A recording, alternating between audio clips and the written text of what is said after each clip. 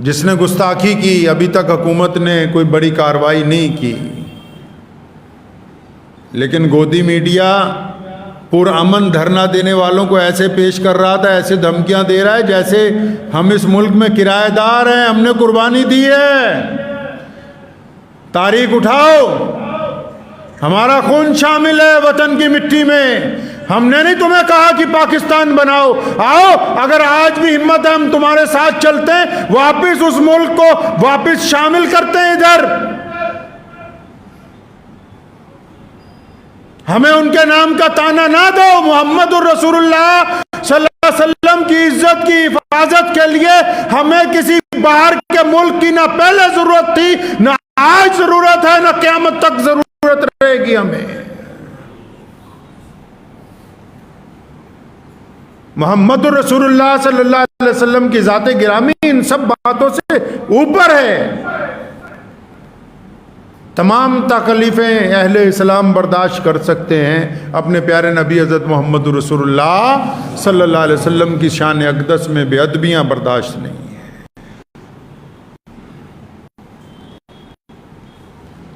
हम बार बार मुल्क की अदलिया को, मुल्क के हुक्मरानों को बार बार तमाम मुसलमान लीडरान गुजारिश करते हैं कि कानून को चाहिए कि अपना काम इंसाफ के साथ करे, इंसाफ का कत्ल ना किया जाए।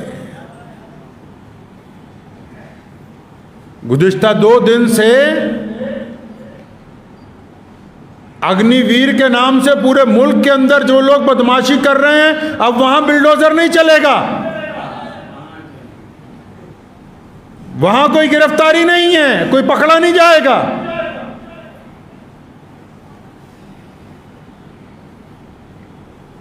जब तक आप इंसाफ को कायम नहीं करेंगे, अमन कायम नहीं होगा। इंसाफ को कायम करेंगे तो अमन कायम होगा, और अमन फिर तमाम अक़वाम के अंदर जाता है, फिर किसी एक के अंदर नहीं जाया करता।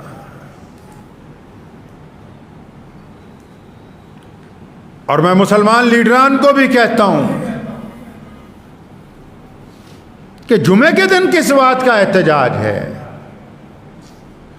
क्या मोहम्मद रसूलुल्लाह सल्लल्लाहु अलैहि वसल्लम की मोहब्बतें जुमे की मोहताज हैं, या फिर तुम्हारी क़यादत में कुछ कमी है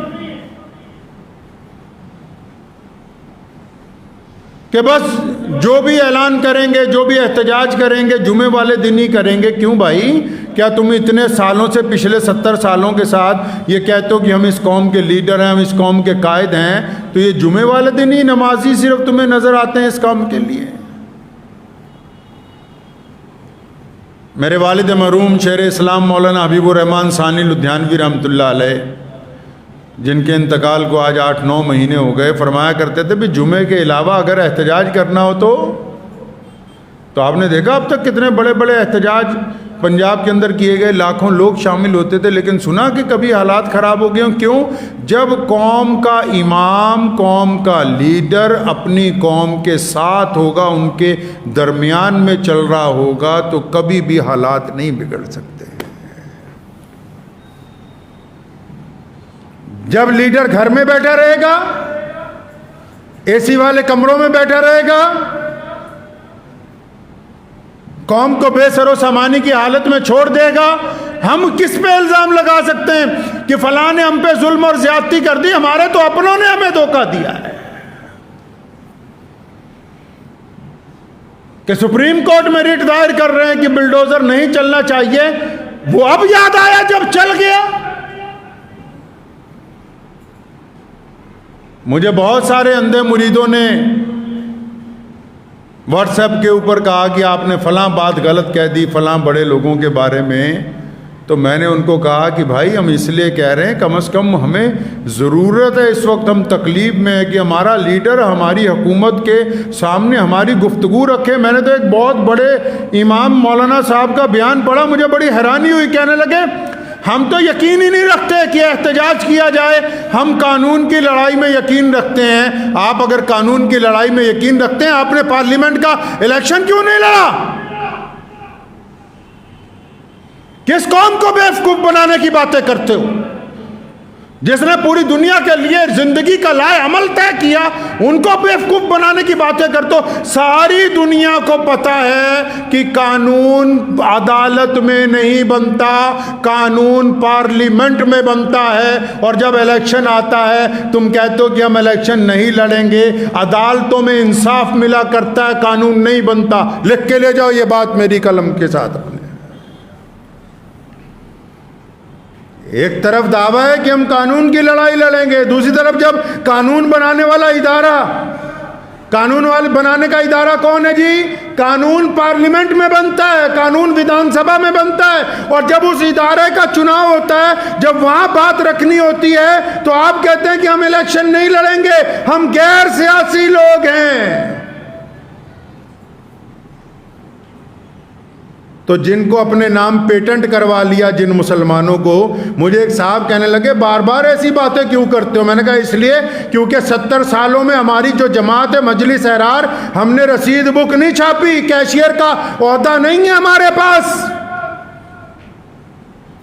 जो जरा जरा सी बात पर आज तक चंदा करते आए, जरा जरा सी बात पर अरबों रुपया मुसलमानों का जेबों में लेके बैठ गए, वही दुख दर्द में हमें कहेंगे जी हम तो कानून के मुताबिक लड़ाई। तो कानून के मुताबिक लड़नी थी तो फिर पार्लियामेंट में मैदान में क्यों नहीं उतरे? फिर विधानसभा के अंदर मैदान में क्यों नहीं उतरे? कानून तो वहां बनता है मेरे भाई, अदालतों में तो इंसाफ मिलता है। जब मुकदमा दर्ज होता है अपने इंसाफ की लड़ाई लड़ी जाती है, अपने गवाह पेश किए जाते हैं, अपने सबूत पेश किए जाते हैं। किस कौम को क्या समझाने की कोशिश है?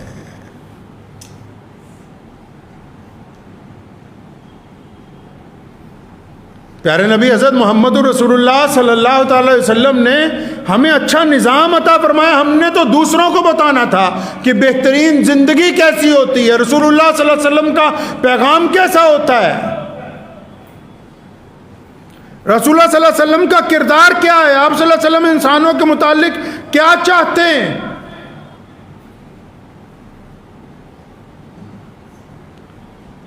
आज भी ज़रूरत है इस बात की। मुसलमान कायदीन को भी कहता हूं कि अगर एहतजाज करना हो, करवाना हो तो खुद आगे रहा करें, गरीब मुसलमानों को आगे करके उनके डंडे न पड़वाएं। खुद क्यों नहीं चलते? मैंने तो बचपन से आज तक यही देखा, अपने बाप को भी। आज भी मैं अल्हम्दुलिल्लाह मस्जिद में बैठ के इत्मीनान से कहता हूँ, सिर्फ पंजाब एक सूबा है जिसमें ऐलान किया गया कि हम जुमे को एहतजाज करेंगे। क्यों? क्योंकि हमें पता था हमारे लीडरान, हमारे कायद मुसलमानों के साथ बजाते खुद सड़क के ऊपर होंगे। क्योंकि भीड़ का तो कोई दिमाग नहीं होता, दिमाग तो इमाम के पास है, दिमाग तो लीडर के पास है, कायद के पास है, उस इलाके के जिम्मेदार के पास है। वो खुद ही कहे कि अच्छा तुम लोग आगे चले जाओ, मैं पीछे बैठा रहूंगा, तो इसका मतलब वो अपनी कौम के साथ धोखा कर रहा है। तो इधर उधर की ना बात कर, ये बता कि काफिला क्यों लुटा। मुझे रहजनों से गिला नहीं है, तेरी रहबरी का सवाल है। रहजन तो जो करेंगे कर देंगे। कानून की लड़ाई जीती जा सकती है हक और इंसाफ के साथ। इस मुल्क में जो अदालतों का निज़ाम है, जो जमहूरियत का निज़ाम है, अगर हम पूरी दयानतदारी के साथ हक और इंसाफ के लिए निकलेंगे तो उस लड़ाई में फतेह हासिल हो सकती। लेकिन जिन लोगों को इंसाफ के लिए आगे भेजना है, जिनको हमने अपना नुमाइंदा बनाना है, वो भी तो दयानतदार होने चाहिए।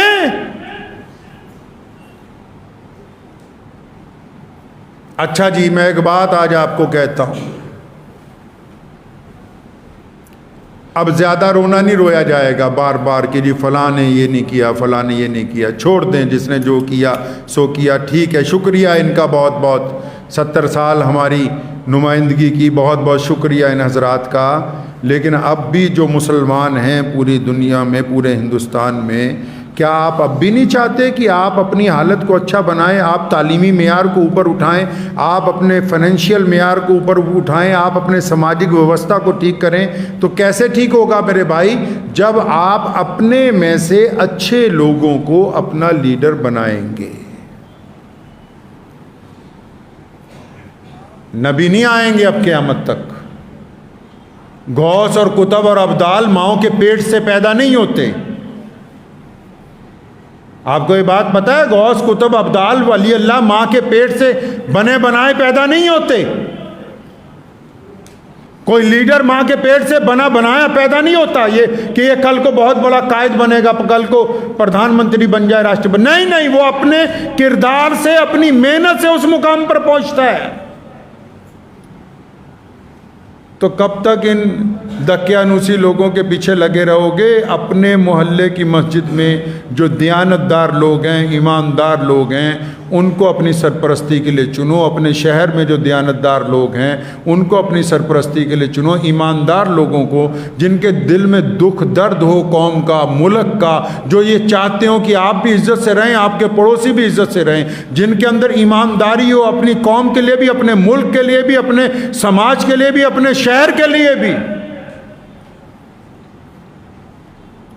आज शुरू होंगे तब 20 साल लगेंगे अच्छे लोगों को माशरे में आगे लाने के लिए। कोई अच्छे लोग आएंगे तो वो आने वाली नस्लों को सीधा रास्ता दिखाएंगे। और अगर ऐसे ही चलना है जैसे चल रहे हैं, बस मुसाफा करते रहिए, सिर पे हाथ फिरवाते रहिए, तो बस फिर फिरवाते रहिए, फिर कोई हल होने वाला नहीं है। हमें किसी से कोई एतराज़ नहीं है। लोग बड़ी बड़ी बातें करते हैं इत्तेफाक की, इत्तेहाद की। अभी मैं आपको परसों नरसों की बात बताता हूँ कि जयपुर में बहुत बड़ा जलसा था मुसलमानों का, मुझे भी वहाँ दावत दी गई थी, तो मोरे से वो मौका निकल गया। मौका क्यों निकला वो आपको बात बतानी। 2 महीने पहले गांव के मुसलमान मेरे पास आए। उस गांव में 4 घर हैं कि जी आपने फ़लाँ तारीख को हमारे यहाँ आना है, हमारे यहाँ मस्जिद का संगे बुनियाद है। मैं ठीक है आऊँगा। तो 10-15 दिन पहले पता लगा कि उसी तारीख को जयपुर में भी एक बहुत बड़ा जलसा है। उन्होंने भी मुझे दावतनामा भेजा कि आप वहाँ भी आइए। अब मैं कई दिन सोचता रहा कि वहाँ जहाँ लाखों लोग हैं वहाँ जाना है कि ये जहाँ 4 घर हैं वहाँ जाना है। जिनसे पहले वादा किया उनके यहाँ जाना है कि जिनसे अब गुफ्तगू हुई उनके यहाँ जाना है। तो इत्मीनान से मेरे दिल ने कहा कि ये जो 4 घर हैं ना, इनको तेरी ज़रूरत ज़्यादा है। मैं मानता हूँ कि वहाँ भी जाना चाहिए, लेकिन वहाँ और बहुत बड़े बड़े लोग मौजूद थे। लेकिन ये 4 घरों के पास अगर मैं ना जाता तो वो तो 2 महीने से पूरे गांव में कह रहे कि जी इमाम साहब आ रहे हैं हमारे। उनको वहाँ जो शर्मिंदगी उठानी पड़ती, वहाँ जो खफगी उठानी पड़ती, तो वो लज्जत मुझे वहाँ इजलास में जाके नहीं आ सकती थी। एक बात को समझ लें, बाकी सारे मुसलमान लीडरान और इमाम साहब भी, पूरी दुनिया की बातें ना किया करो। इस्लाम ने पूरी दुनिया की इंसानियत की भलाई का ठेका लिया। इस्लाम ने पूरी दुनिया की फलाह बहदूद की बातें की। इस्लाम ने पूरी दुनिया में बड़े और छोटे की बराबरी की बातें की। लेकिन हमें नहीं यह ठेका दिया है। हमें यह हुक्म हुआ कि जिस जगह तुम्हें रखा गया वहाँ एक अच्छे डगरिये की तरह अपने रेवड़ की निगहबानी करो जहाँ तुम्हें रखा गया। यहां अगर कोई ज्यादती हो जाए तो मैं जिम्मेदार हूं। जिस इलाके में जो बड़े लोग हैं, चाहे वो तबलीगी जमात के बड़े लोग हों, चाहे वो दारुल के हों, चाहे वो नदवतुल उलमा के हों, चाहे वो बरेली शरीफ के हों, चाहे वो कचोचा शरीफ के हों, चाहे वो शिया हजरात के, जिस इलाके में जो बड़े हजरात हैं, उनकी जिम्मेदारी बनती है कि अपने इलाके के लोगों की रहनुमाई करें, उनको तन्हा ना छोड़ें। ये उनकी दयानतदारी है कि वो क्या कर रहे हैं, उनकी जिम्मेदारी बनती है। हुकूमत ने भी, आप हुकूमत का निज़ाम देखिए, जिम्मेदारियां बांटी हुई हैं। एक कोतवाल के पास अगर 50 एरिए हैं, 50 सड़कें हैं, तो उसमें कुछ हो जाए तो उसी को पूछा जाएगा। शहर में एक कलेक्टर है, उसी से पूछा जाएगा तुम्हारे शहर में क्या हो रहा है। मस्जिद का इमाम और प्रधान और सदर हो, उसे पता ही ना हो कि हमारे इलाके में क्या हुआ, मस्जिद के लोगों के पास क्या हुआ। चाहे वह मुसलमान भाई रहते हो, हिंदू भाई रहते हो, सिख भाई रहते हो, दलित भाई रहते हो, उसे पता ही ना हो कि मोहल्ले में किसको दुख दर्द है, तकलीफ है, कौन भूखा है, कौन प्यासा है। तो फिर वो क्या कर रहा है वहाँ? कुछ नहीं कर रहा है, धोखा दे रहा है अपने आप को भी, अपने ओहदे को भी। इस्लाम ने भी जिम्मेदारियाँ तय की, माशरे की जिम्मेदारियाँ, सामाजिक जिम्मेदारियां, दीनी जिम्मेदारियां, और उनका दायरा बनाया गया।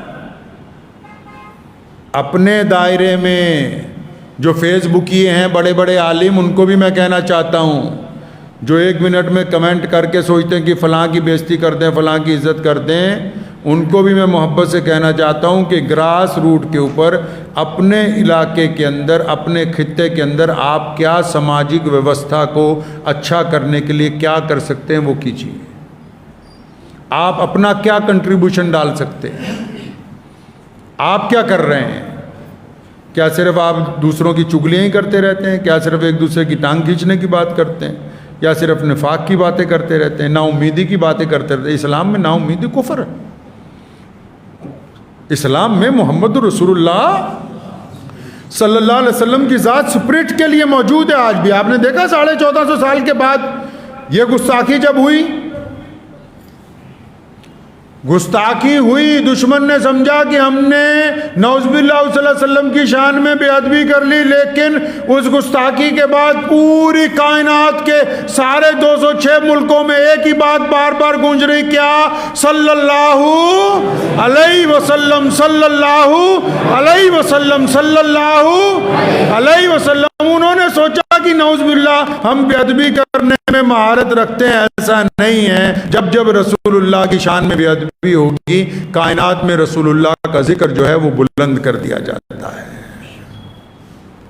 तो इसलिए अपने अंदर तब्दीली लाएं, अपने अंदर, अपने मिजाज के अंदर तब्दीली लाएं। ज़्यादा लीडरों का रोना आज से बंद कर दें। अब ये देखें कि हम बजाते खुद क्या कर सकते हैं, इस समाज को अच्छा बनाने के लिए, इस मुल्क के लिए क्या अच्छा कर सकते हैं, अपने लोगों के लिए, अपने हमसायों के लिए क्या अच्छा कर सकते हैं। बजाते खुद कुछ अच्छा करने की कोशिश करेंगे तो इंशाअल्लाह ताला इसका फ़ायदा नज़र आएगा। दुआ कीजिए अल्लाह ताला मुझे भी, आप सबको इन बातों पे अमल की तौफीक अता फरमाए। व आखिर दावा